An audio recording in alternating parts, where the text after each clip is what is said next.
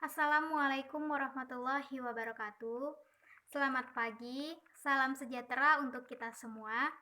Hari ini, Jumat, tanggal 14 Januari 2022, akan dilaksanakan seminar proposal dengan judul Prosedur Audit Kas dan Setara Kas di Kantor Akuntan Publik Anas Cahyadi menurut Standar Auditing. Dan perkenalkan, nama saya Novi Aulia.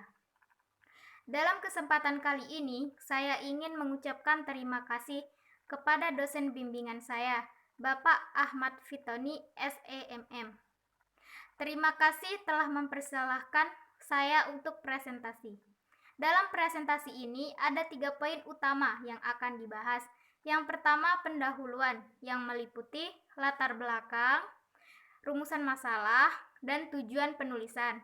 Yang kedua, tinjauan pustaka yang meliputi pengertian audit, tujuan audit kas dan setara kas, pengertian kas, pengertian setara kas, prosedur audit kas, dan prosedur audit bank. Dan yang ketiga, metode penulisan yang meliputi objek penulisan, metode penulisan, jenis dan sumber data, dan metode pengumpulan data. Oke, kita masuki slide selanjutnya, yaitu pendahuluan. Yang pertama, latar belakang penulisan LTA. Menilai keandalan laporan keuangan yang dikeluarkan oleh manajemen, pemilik perusahaan membutuhkan sebuah penilaian dari auditor eksternal atau yang biasa disebut auditor independen. Salah satu kegiatan audit kantor akuntan publik adalah audit kas dan setara kas. Kas merupakan alat pembayaran yang mudah dan selalu sedia digunakan. Setara kas atau cash equivalent adalah investasi yang sifatnya sangat liquid, berjangka pendek, yang dengan cepat dapat segera dikonversikan menjadi kas dan jumlah yang dapat ditentukan dan memiliki risiko perubahan nilai yang tidak signifikan. Selanjutnya, lanjutan dari latar belakang penulisan LTA. Pengauditan terhadap kas diperlukan prosedur-prosedur memadai dalam melindungi pengeluaran dan pemasukan kas, baik itu dalam kegiatan audit maupun pengendalian internal. Prosedur yang digunakan dalam audit kas dapat berbeda-beda sesuai dengan kebijakan masing-masing perusahaan. Aktivitas audit kas terhadap transaksi perusahaan meliputi kas kecil dan kas setara kas. Penyusunan laporan audit kas dilatar belakangi adanya perbedaan informasi pencatatan kas antara bank dengan catatan dalam buku klien, sehingga saldo akhir kas tercatat pada bank maupun klien menunjukkan nilai yang berbeda. Perbedaan informasi tersebut umumnya terjadi karena adanya outstanding check, deposit in transit, kesalahan catat, maupun cek kosong. Dari uraian latar belakang yang saya paparkan, maka rumusan masalah dalam penelitian ini yang pertama, bagaimanakah prosedur audit kas dan setara kas di kantor akuntan publik Anas Cahyadi menurut standar auditing? Dan yang kedua, apakah prosedur audit kas dan setara kas di kantor akuntan publik Anas Cahyadi sesuai dengan standar auditing? Kemudian, tujuan dari penulisan LTA. Yang pertama, untuk mengetahui prosedur audit kas dan setara kas di kantor akuntan publik Anas Cahyadi menurut standar auditing. Yang kedua, untuk mengetahui prosedur audit kas dan setara kas di kantor akuntan publik Anas Cahyadi sesuai dengan standar auditing.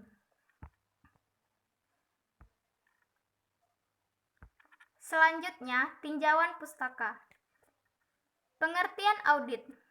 Audit adalah kegiatan pemeriksaan laporan keuangan yang dilakukan oleh seseorang atau suatu kelompok independen untuk memberikan pendapat atas kebenaran penyajian laporan keuangan perusahaan yang kemudian hasil pemeriksaannya dikomunikasikan kepada pihak-pihak yang berkepentingan. Kemudian tujuan audit, yaitu untuk menyediakan pemakai laporan keuangan suatu pendapat yang diberikan oleh auditor tentang apakah laporan keuangan tersebut disajikan secara wajar dalam hal yang material sesuai dengan kerangka kerja akuntansi keuangan yang berlaku. Kemudian, tujuan audit kas dan setara kas, yaitu yang pertama, kas di bank sebagaimana dinyatakan pada rekonsiliasi adalah benar dan sama dengan buku kas, buku besar. Kemudian, kas di bank sebagaimana dinyatakan pada rekonsiliasi ada. Kemudian, kas yang ada di bank dicatat. Kemudian, kas di bank sebagaimana dinyatakan pada rekonsiliasi adalah akurat. Kemudian, penerimaan kas dan transaksi pengeluaran kas dicatat pada periode yang tepat. Kemudian, pengertian kas. Kas didefinisikan sebagai alat pembayaran yang siap dan bebas dipergunakan untuk membiayai kegiatan umum perusahaan. Pengertian setara kas. Setara kas adalah investasi yang sifatnya sangat likuid, berjangka pendek, dan dengan cepat dapat dijadikan sebagai kas dalam jumlah tertentu, tanpa menghadapi resiko perubahan nilai yang signifikan.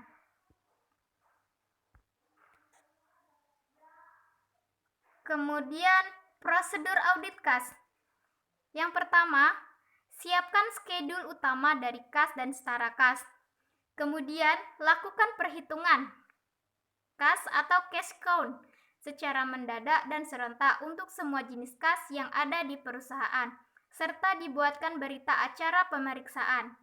Kemudian, yakinkan bahwa buku kas telah ditutup per tanggal pemeriksaan dan semua bukti pengeluaran dan penerimaan telah dibukukan. Kemudian, bandingkan saldo kas menurut perhitungan kas dengan saldo buku kas. Kemudian, apakah perhitungan kas dilakukan sesudah tanggal neraca?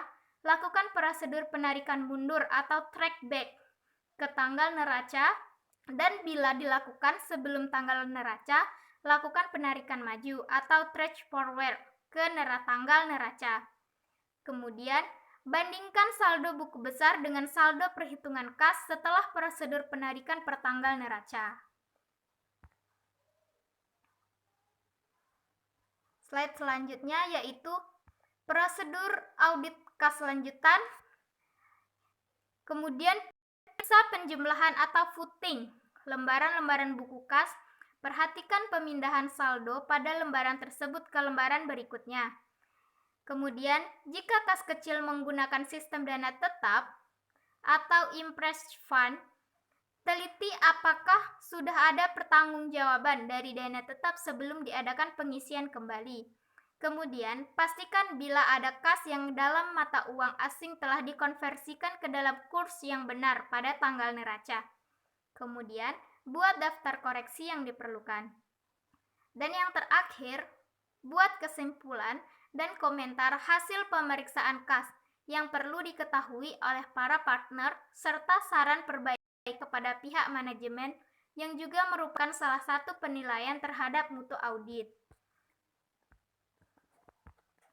Selanjutnya, prosedur bank.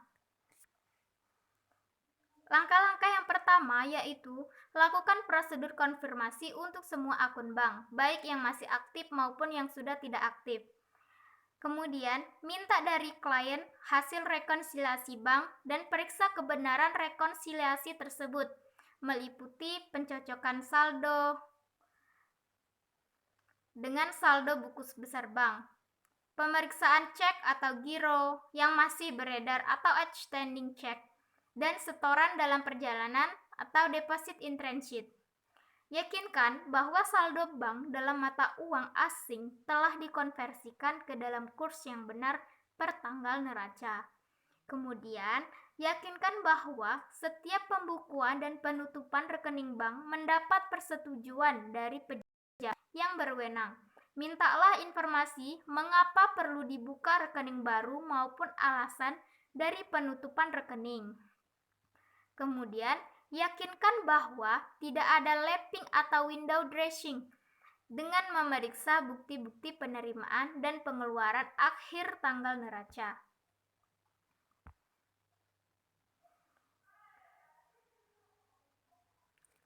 Kemudian, prosedur audit bank lanjutan. Untuk rekening yang sudah tidak aktif, mintalah penjelasan dari klien dan sarankan untuk ditutup saja. Yakinkan bahwa semua rekening di bank atas nama perusahaan, bukan perorangan. Perhatikan apakah ada kelebihan saldo di bank yang tidak digunakan dalam waktu singkat dan sarankan untuk didepositkan untuk mendapat tingkat bunga yang lebih tinggi. Kemudian, periksa pendebitan dan pengkreditan yang ada dalam jurnal dan dibukukan ke dalam buku besar. Catat hal-hal yang perlu diberikan saran kepada manajemen dalam surat manajemen atau management letter. Yang terakhir, buat kesimpulan dan komentar hasil pemeriksaan bank yang perlu diketahui partner. Slide selanjutnya yaitu metode penulisan. Yang pertama itu objek penulisan LTA. Adapun objek penulisan ini yaitu untuk melihat prosedur audit kas dan setara kas di kantor akuntan publik Anas Cahyadi dan membandingkan ketentuan akuntansi yang berlaku.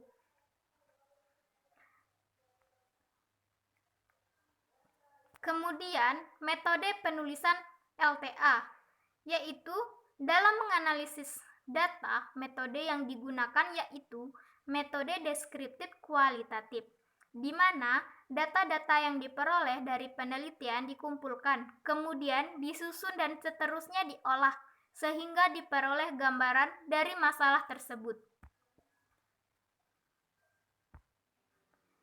Slide selanjutnya yaitu jenis dan sumber data.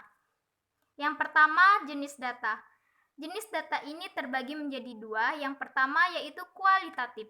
Data kualitatif yaitu data yang bentuknya bukan angka, tetapi data yang digunakan dalam bentuk verbal dalam penjelasannya terkait sesuatu hal yang pada umumnya itu tidak dapat dihitung. Data yang dimaksud di dalam perusahaan seperti contohnya struktur organisasi, visi, misi, dan lain sebagainya. Yang kedua, kuantitatif.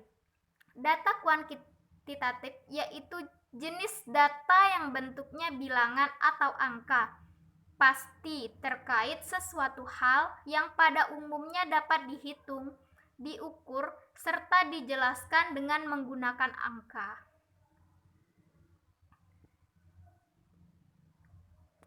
Kemudian,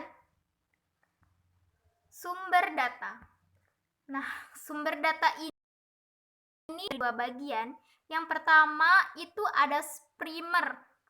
Data primer ini adalah data yang diperoleh secara langsung dari sumber data pertama di lokasi penelitian atau objek peneliti. Penulis menggunakan sumber data primer berupa hasil wawancara maupun observasi langsung dengan para karyawan di kantor akuntan publik Anas Cahyadi serta informan yang terkait dengan penelitian ini. Yang kedua itu sekunder. Data sekunder merupakan data yang didapatkan secara tidak langsung, tetapi diperoleh melalui orang atau pihak lain. Misalnya, dokumen laporan-laporan, buku-buku, telaah pustaka, media online, jurnal penelitian, artikel dan majalah ilmiah yang isinya tidak jauh dengan penelitian yang dilakukan. Kemudian, metode pengumpulan data terdiri dari beberapa bagian. Yang pertama itu wawancara. Wawancara merupakan salah satu teknik pengumpulan data, di mana pelaksanaannya dapat dilakukan secara langsung berhadapan dengan subjek penelitian. Wawancara adalah proses percakapan dengan maksud untuk mengkonstruksi mengenai orang, kejadian, kegiatan, motivasi, perasaan, dan sebagainya. Yang kedua itu observasi.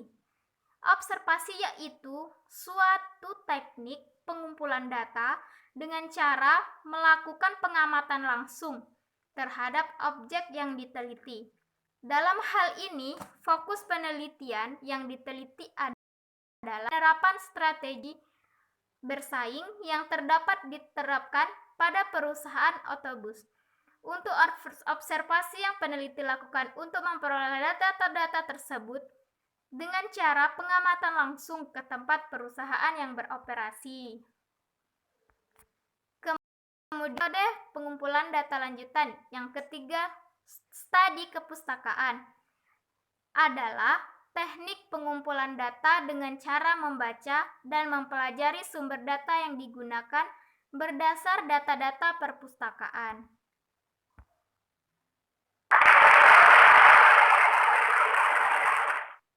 Itulah presentasi dari saya.